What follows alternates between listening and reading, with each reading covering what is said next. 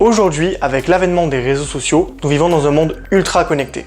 Facebook, Snapchat, Instagram, liens, pages, groupes, événements, stories, tout y est.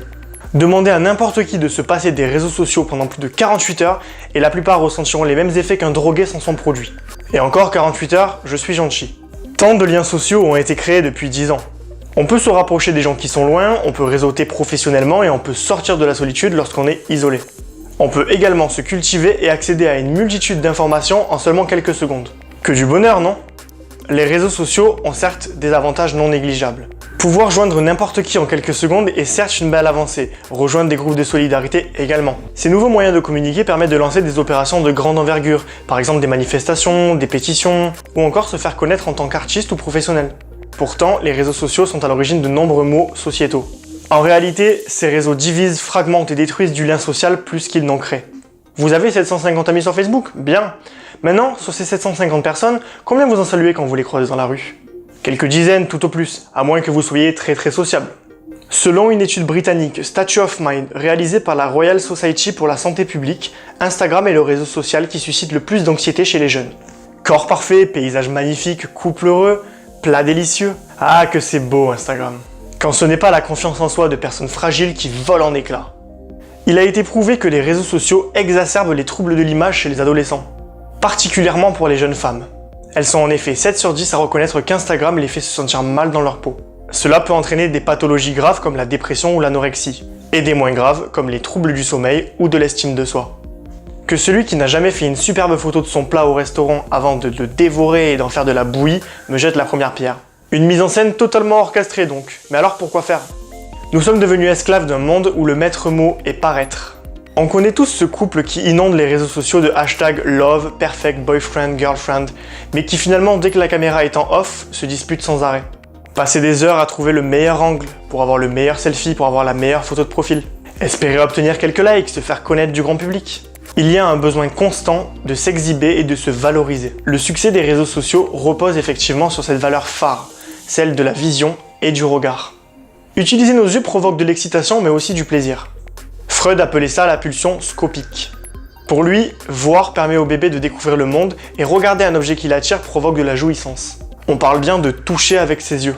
Cette pulsion, qui était d'abord à égalité avec les autres, anale, orale, celles qui correspondent à nos zones érogènes, monopolise désormais tous nos modes de jouissance et nous transforme en exhibitionnistes et en voyeurs.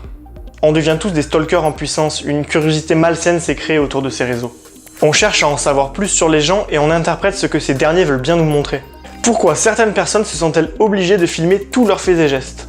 Pour obtenir une reconnaissance, de l'attention, quelques likes, souvent pour sortir d'un mal-être ou d'un ennui latent. Il y a un fort besoin d'être entendu, reconnu et aimé. Il faut savoir qu'à chaque like que nous recevons, notre cerveau sécrète l'hormone du plaisir, de la dopamine.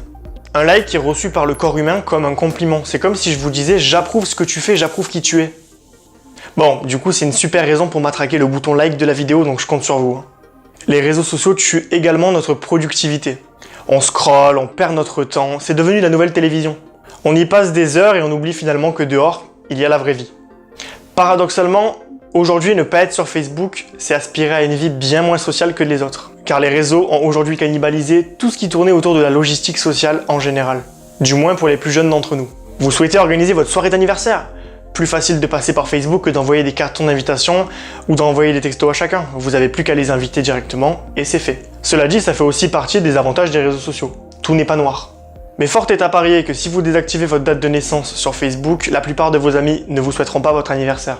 Nous sommes donc impuissants face à ces points négatifs puisque d'un côté, ils sont négatifs et nous affectent, et de l'autre, ils nous permettent d'avoir une sociabilisation satisfaisante. Avec l'arrivée des mentions vues, dernières connexions sur Facebook, Messenger, Instagram, on se sent obligé de répondre rapidement et ça nous rend encore plus dépendants de ces réseaux. Cela crée un stress d'instantanéité.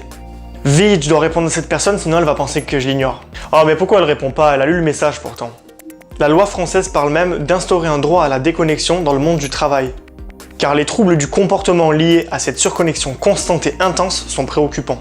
Petite anecdote sympa mais morbide, dans une centaine d'années, Facebook sera le plus grand cimetière numérique de tous les temps. Plus de 2 milliards de comptes appartiendront à des personnes décédées. Ensuite, il y a une déception chronique qui envahit nos vies à force de ne voir que des mises en scène idylliques. Un peu comme l'histoire de la petite fille qui voit des corps retouchés sur des magazines de mode. Machin est en vacances aux Maldives, Truc est au resto avec sa copine, Bidule a fait un super saut en parachute, et vous regardez TF1 en pyjama devant la télé. Cela peut à certains moments donner l'impression d'avoir une vie fade par rapport à celle des autres, d'être faillible. L'intimité a laissé place à une surexposition de sa vie personnelle. Selon le psychanalyste Gérard Wachman, auteur de L'œil absolu, nous nous mettons sous l'emprise de notre moi idéal. Cette vision fantasmée de nous-mêmes, il s'agit de nous idéaliser, de nous montrer non pas tels que nous sommes, mais tels que nous nous représentons dans notre magnificence, pour susciter l'intérêt de l'autre. En fait, nous nous aliénons en faisant mine de jouer la carte de la transparence. On se crée la vie qu'on rêverait d'avoir à travers les réseaux sociaux. Enfin, les réseaux donnent ce qu'on appelle l'illusion de la majorité.